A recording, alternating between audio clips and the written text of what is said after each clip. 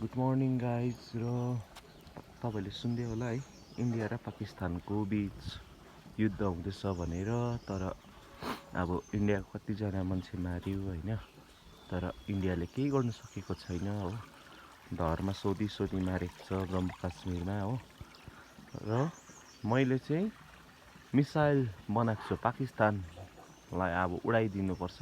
त्यही कारणले हेर्नुहोस् मैले बनाएको मिसाइल चाहिँ यस्तो छ। अब चाहिँ यो चाहिँ सिधै पाकिस्तानमा गएर ब्लास्ट हुन्छ र पाकिस्तान चाहिँ एउटा बाँच्दैन। हेर्नुहोस् एउटा मात्रै छैन मिसाइल चाहिँ पुरा छ।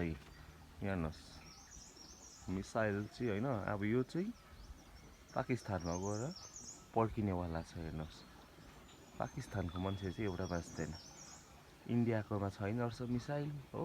त्यो कारणले चाहिँ मैले बनाएको छु। हेर्नुहोस् है मिसाइल रेडी छ, अब उड्नुको लागि खालि तयार छ है। यो उडेर ब्लास्ट हुनुको लागि मात्रै तयार छ। अब पाकिस्तान रहँदैन गाई। हेर्नुहोस् पुरा छ है मिसाइल चाहिँ। हेर्नुहोस् मिसाइल कस्तो लाग्यो तपाईँहरूलाई?